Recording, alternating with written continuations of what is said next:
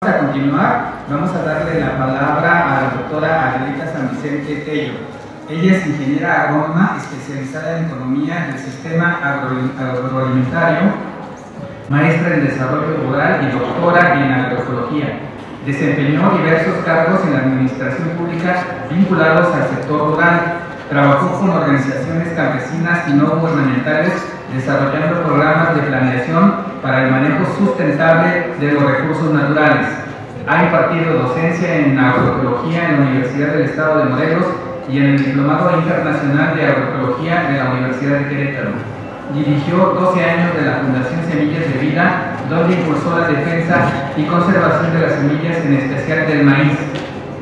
Promovió y hasta 2019 también fungió como representante legal de la demanda colectiva que logró suspender jurídicamente la siembra de maíz transgénico en México desde 2013 hasta la fecha. En 2007 fue convocante de la campaña nacional Sin Maíz No Hay País, promovió el Día Nacional del Maíz desde 2009, colaboró en el impulso de confluencias como la iniciativa Valor al Campesino y la Alianza por la Salud Alimentaria. Es miembro de la Unión de Científicos Comprometidos con la Sociedad y del Comité Editorial de la Jornada del Campo. Fue consejera del Fondo Global de Mujeres. Ha coordinado 5 libros sobre diversos aspectos del maíz y la producción campesina. Desde julio de 2019 se integró al equipo de la Semarnat, en ese entonces como directora general del sector primario y recursos naturales, ahora transformada en recursos naturales y bioseguridad. El objetivo que se ha delineado es impulsar una política de soberanía nacional sobre los recursos naturales, reconociendo el papel central que las comunidades desempeñan en la conservación de los mismos. Especial énfasis se ha hecho, y a ello obedece el cambio de denominación de la dirección a la bioseguridad tanto de los organismos genéticamente modificados como en general a los recursos naturales. Tarea central es establecer pautas para el manejo de recursos genéticos, ya que funge como punto focal del protocolo de Nagoya. Antes de darle la palabra a la doctora Adelita San Vicente, debo comentar que ha participado en varios de nuestros foros y le tenemos estimación. Ella también tendrá 20 minutos de exposición y le avisaré cuando le queden 5 minutos. Adelante. Gracias, Leonardo. Muchísimas gracias. Muchas gracias por la invitación. Me da mucho gusto estar con Laura, contigo, en este importante seminario que ha impulsado pues tanto esta defensa también de la comida, ¿no? Todo el ciclo. Y también pues por supuesto estar con mi querida Cristina, compañera de la campaña y de estas luchas y de otras, y por supuesto con el doctor Sarucán, en quien debo reconocer pues el apoyo dado en esta lucha. Yo en buena medida siempre digo que la demanda colectiva inició gracias a aquel, tanto por el proyecto global, doctor, como por aquel seminario que nos invitó en 2012 sobre acciones colectivas. En fin, todo, como siempre hemos dicho, esto es una gran milpa que se junta para lograr esta defensa maravillosa del maíz. Y bueno, yo voy a hablar desde donde hoy estoy, que es desde el gobierno, y también quiero decir, yo le puse la biodiversidad del maíz, otra dimensión de la disputa. Yo desde hace mucho tiempo, y en mi tesis de maestría hablé de la disputa por el maíz, y mucho desde la parte social, pero creo que ahora estamos pues en otra dimensión, ¿no? Y estamos peleándonos desde el gobierno contra otro gobierno, y esto pues es algo muy, muy interesante. A mí me parece, bueno, con toda la gravedad que tiene, que Cristina bien lo planteó, pues es algo, pues una lucha del maíz, y de muchas y muchos, sobre todo los campesinos mexicanos, las campesinas, muy interesantes. Y quiero nada más rápidamente esto que es una explicación de la idea de Polanyi, que es el cercado de los bienes comunes, ¿no? Dice Polanyi, y aquí en el centro puse la biodiversidad, que los bienes comunes se fueron cercando. Él hablaba de la Inglaterra, las tierras comunes de Inglaterra, y se fueron cercando poco a poco, y él dice no solo con cercas, literalmente, sino con elementos que pueden ser la regulación, la política y la tecnología. Entonces, no voy a desarrollarlo porque el tiempo es corto, pero sí dejar esta idea que la tecnología, y pues como hemos dicho, la ciencia tiene el signo económico y de los intereses, Entonces la tecnología ha servido para acercar este bien común, que es la biodiversidad, que se expresa en muchas formas. La biodiversidad, que aquí está su descripción, como lo señala el CDB, la variabilidad de organismos vivos, incluye ecosistemas terrestres, marinos y los complejos de los que forman parte, y la diversidad dentro y de cada especie y entre las especies y los ecosistemas. Y lo representa generalmente, esta es una descripción del CDB, como pues este conjunto de conjuntos, los ecosistemas, las especies y los genes, ¿no? Yo voy a enfocarme en los genes. Los genes, que es esta unidad de herencia de los individuos, lo que nos determina, formado, ya sabemos, por cadenas de ADN, que varía de especie a especie y que son únicos en cada especie. El descubrimiento del ADN, nada más para recordarlo, fue apenas en los años 50 del siglo pasado, ¿no? Por Watson. Y estos genes tienen un gran importancia ética, estética, cultural, en servicios ambientales, etc. Pero ¿qué ha pasado? Se ha separado esos genes de toda esa biodiversidad, ¿no? Ahora ese material genético que ahí está, como lo describe la Ley General de Equilibrio Ecológico y el CDB, se ha convertido en un recurso genético, en un material genético de valor real o potencial, que puede provenir de vegetales, animales, microbios, y que tiene unidades funcionales de herencia y que están en el territorio y en las zonas donde la nación ejerce soberanía y jurisdicción.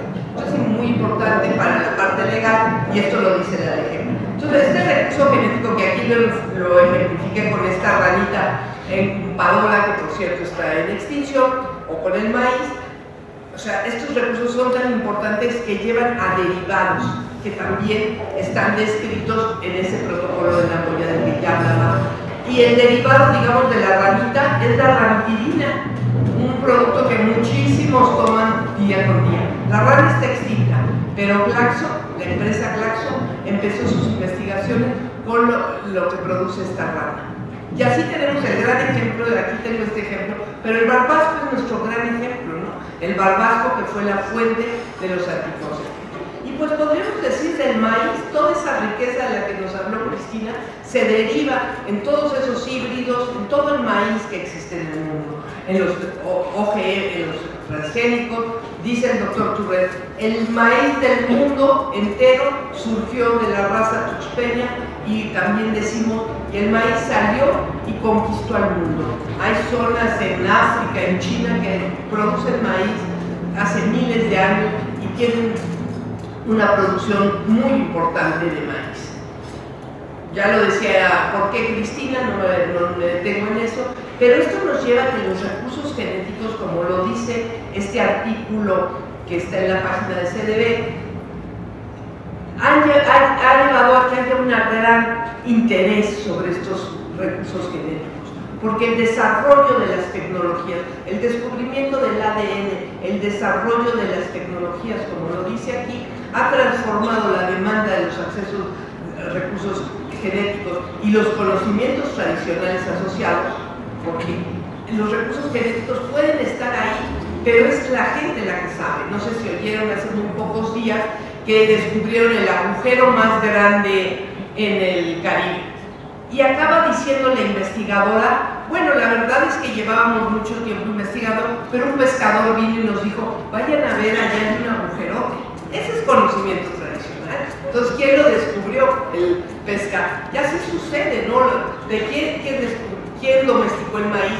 Esa ranita, ¿quién la descubrió? El barbasco. El barbasco es una planta rarísima que nunca lo hubieran encontrado caminando en la selva. Crece muy extraña, pero las mujeres de la región ya sabían que servía para cuestiones de la mujer. Entonces, siempre que se habla de recursos genéticos está el conocimiento asociado. Y si me da tiempo les cuento una anécdota. En este mismo artículo se muestra cómo ha aumentado en distintas ramas, sectores de la economía, el valor por estos recursos. El farmacéutico, por supuesto, la biotecnología, las semillas, los suplementos agrícolas. Hoy toda esta agricultura alternativa que usa microorganismos, pues esos microorganismos son recursos genéticos. Entonces, todo la industria alimentaria, los cosméticos, ¿cuántos cosméticos no vemos ya ahora que están usando recursos. Entonces México, como ya se decía, se adhirió al protocolo de Nagoya, que es un protocolo que deriva del convenio de diversidad. El CDB, recordémonos que tiene tres objetivos: conservar la biodiversidad biológica, utilizar sosteniblemente sus componentes, y el tercero, que es la participación justa y equitativa en los beneficios que se deriven de la utilización de recursos. El convenio de diversidad parte de que hay países desarrollados que tienen tecnología y países como nosotros del sur que tenemos esta gran riqueza. Entonces dice, hay que llegar a acuerdos. Y genera dos protocolos: el de Cartagena, que es para organismos genéticamente modificados, y este de Nagoya. México lo firma en 2011, se ratifica en 2012 y entra en vigor apenas en 2014. Entonces, sus objetivos, otra vez vamos, es la participación justa y equitativa en la utilización de los recursos genéticos, ¿no? Y asociado a estos conocimientos tradicionales. Entonces, ¿qué es la utilización de los recursos genéticos? Yo ya daba algunos ejemplos antes, pero hoy en día el desarrollo de la ciencia lleva a muchas nuevas cosas. Esto que se llama el código de barras. Ahora podemos sacar el código de barras de la vida a través de conocer el genoma de las plantas. Hay bancos de estas secuencias que están en línea y ya están digitalizados. Pero bueno, lo que es más evidente es la aplicación de la biotecnología. Y como ven aquí, este anuncito de 9 plantas medicinales que alivian múltiples síntomas digestivos, pues es otra vez las grandes empresas utilizando recursos genéticos, ¿no? Lo que le llamamos bioprospección. Y aquí podríamos poner también a los transgénicos y las siguientes tecnologías, porque los transgénicos ya es una tecnología que la doctora Argulla diría es obsoleta. Ahorita ya tenemos la edición genética y tenemos nuevas tecnologías. Esto crece día a día la tecnología. Entonces, ¿cuáles son los fines de la utilización? Puede ser investigación básica, aplicada o comercial. Ya en la comercial es con fines de lucro y se patenta. No sucedía, nada más lo recuerdo, patentar la vida antes de los organismos genéticamente modificados no sucedía en el mundo. A partir de esta tecnología de la ingeniería genética se empiezan a patentar porque las empresas dicen, nosotros le ponemos nuestra tecnología a la planta, al ser vivo, entonces tenemos que patentar al ser vivo. Antes no se patentaba eso. Entonces esto hace muy complejo todo, ¿no? Entonces, bueno, yo rápidamente les muestro la dirección en la que yo estoy a cargo, como lo dijo Leonardo, soy el punto focal de este protocolo, recibimos las solicitudes y aquí les muestro rápidamente unas gráficas de lo que tenemos. Recibimos el 43% sobre microorganismos. Todo el mundo quiere microorganismos, ya sea para lo que les decía, pero también para producir antibióticos. De hecho, se acaba de firmar un tratado para acceder a los microorganismos que están en el fondo del mar, de los mares que no son jurisdicción de la nación. O sea, allá en el mar perdido, VAS, que es la que tiene mayor patente de esas bacterias, van y hacen bioprospección, sacan del fondo del mar bacterias y apenas se firmó ese. No hay legislación clara en México que regule los microorganismos, porque la realidad es que la realidad es más veloz que la ley, ¿no? Y como ven, plantas 34%. Y yo quiero llamar la atención, aquí está, ¿quiénes no lo solicitan? La mayor parte lo solicitan los países, otros países. Y muchos investigadores mexicanos, pero que van a sacar los recursos fuera de México. Y ahí están, pues, quiénes son estas personas o estas instituciones que quieren hacer. El chiste es que nuestros recursos se van. Los científicos argumentan que no tenemos en México, o es muy caro en México, toda esta caracterización genómica, etc. Y bueno, muchos están haciendo doctorados en otros lugares y se quieren llevar sus recursos. Esto ha sucedido, la verdad, desde hace mucho. Cabe decir que a partir del protocolo de Nagoya, los europeos les dicen, traigan su certificado, y entonces ya regresan con nosotros, pero pues ya se lo llevaron, ya, etcétera, sin ningún permiso, ¿no? En fin. Entonces yo lo que quiero llamar la atención es el gran riesgo que tenemos con el maíz, con ese recurso genético maravilloso y pongo el ejemplo del maíz solotón.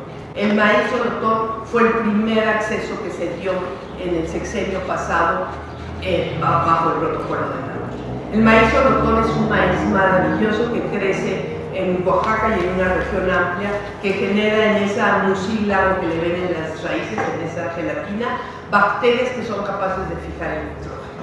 Algo que es un milagro porque el maíz es muy demandante de nitrógeno y solo los frijoles, las leguminosas, fijan nitrógeno.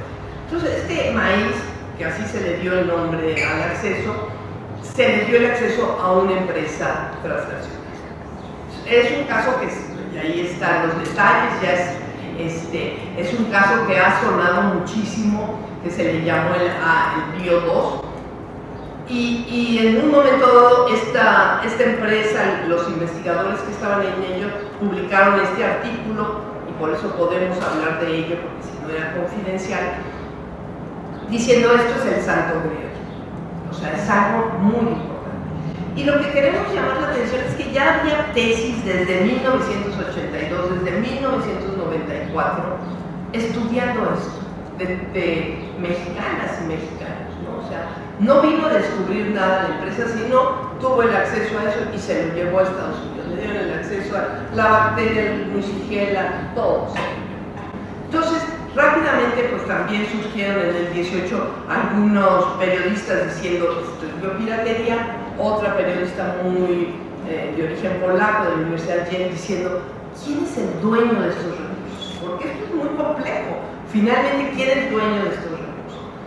Hace poquito, voy muy rápido, otra publicación habla de que ya se está preparando un material híbrido con las accesiones que tuvo en su momento esta empresa, ¿no?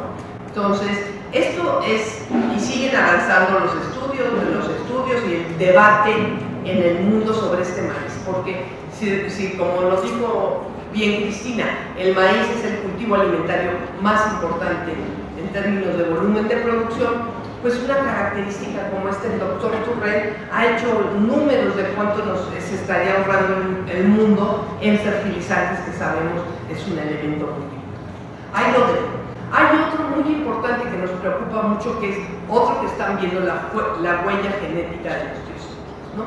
Y este es un proyecto que también está en Alemania, con un instituto de geociencias en Alemania. ¿Y qué quieren hacer? Están estudiando teosintles que están en peligro de extinción para generar conocimiento para apoyar la mejora genética del maíz, especialmente frente al cambio.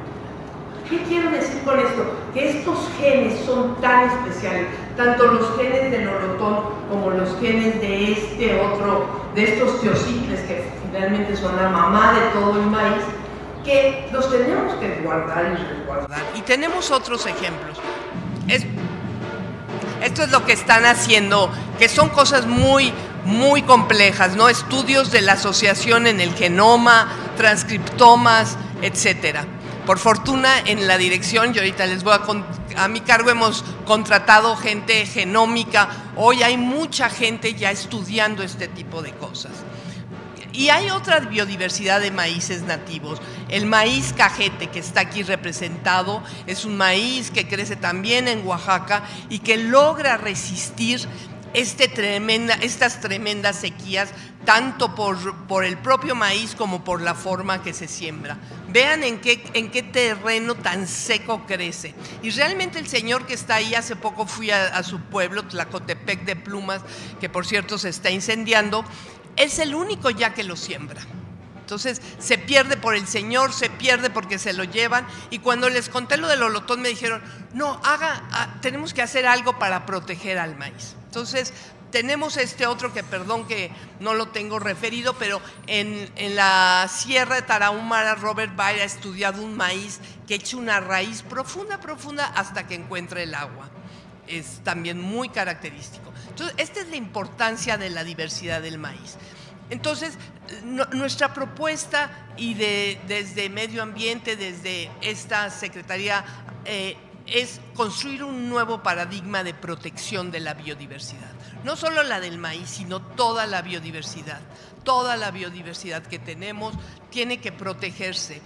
ha habido, digamos, muchas leyes, no las voy a leer aquí, las 7 leyes por lo menos, que desde el 2001 quieren tratar de leyes de acceso de los recursos genéticos. ¿Cómo accedemos a los recursos genéticos? Por suerte ninguna de estas leyes ha pasado, porque además es muy complejo, ¿no? Entonces, lo que nosotros queremos, y aquí lo ejemplificamos en este triángulo hasta abajo tiene toda la variedad silvestre, los teocintles, por ejemplo, y las especies domesticadas y semidomesticadas. De un lado están las instituciones que les toca la competencia y del otro lado las leyes y tratados que hay. Y como ven, en la base, toda esa riqueza de biodiversidad, pues nada más tiene mención en algunas leyes y el protocolo de Nagoya. Y los otros 2 tramos, que ya son las variedades de uso común y las variedades vegetales, que son las semillas, esto es solo semillas, no estamos hablando, ya tienen leyes de propiedad intelectual. Entonces, lo de abajo no lo hemos protegido y mientras estamos defendiendo que no haya leyes de propiedad intelectual, cuando no hemos protegido la base. Entonces, el artículo 27 es muy claro, los elementos de la naturaleza son de la nación. De hecho, ahorita hay una iniciativa para incluir con más claridad la biodiversidad en este 27 constitucional, que dice que la tierra y el agua y los recursos minerales son de la nación, y también los elementos de la naturaleza. Entonces, ahí está la biodiversidad. En este gobierno se ha impulsado la Ley de Protección del Patrimonio Cultural de los Pueblos y Comunidades Indígenas, que nos ayuda, la ley que ya mencionó Cristina, de protección y fomento del maíz nativo. Y bueno, nosotros tenemos una propuesta de que por lo menos hay que armonizar los marcos jurídicos para proteger esta biodiversidad. Ahí está todo lo que hay que hacer. Y finalmente, y ya casi acabo, desde esta dirección hemos trabajado porque además es un tema que hay que verse con otras autoridades, una política para la implementación del protocolo de Nagoya. Es un poco, antes de dar el acceso, sentar unas bases claras. Y lo decíamos desde la ley de bioseguridad. Antes de dar permisos de OGMs, establezcamos toda la bioseguridad que necesita un país con las características de México. Entonces, uno de los primeros es la soberanía de la nación sobre los recursos naturales. No podemos permitir, como sucedió con el olotón, que la empresa Mars, que es la dueña de Pedigrí, de todas las chocolateras del mundo, venga y se ponga de acuerdo con Totontepec, un pueblo de 3,000 habitantes, y que el gobierno diga, no, pues ahí se ponen de acuerdo. O sea, no, necesitamos un Estado que sea responsable de esto, salvaguardar los recursos genéticos y el conocimiento asociado como elementos del patrimonio biocultural, reconocer a las comunidades indígenas, etcétera, etcétera, etcétera. Son 8 principios ya consensados. Y lo que les decía, hemos creado dentro de esta dirección, que antes se llamaba de otra forma, una dirección de biodiversidad. Cuando llegamos, esto se veía a través de proyectos financiados por PNUD. Hoy hay una estructura para que esto se vea desde la estructura del gobierno, se ha contratado a gente pues especializada, porque esto necesita mucha especialización, gente joven con mucha especialidad. Y quiero acabar con esto, para nosotros también la biodiversidad no la podemos aislar de la gente que la ha creado y recreado, ¿no? Generalmente nos muestran este cartel de la biodiversidad lleno de plantitas, de animalitos, pero la biodiversidad es la gente. Y finalmente creemos que solo bajo un principio de bioculturalidad, de reconocer que es la gente que habita en los territorios, que ha creado, que ha conocido, que ha utilizado sustentablemente la biodiversidad, es solo a través de ellas y de ellos que la biodiversidad se podrá sostener. Porque recordemos, el cambio climático es el primer problema ambiental, pero el segundo es la extinción de las especies. Muchas gracias.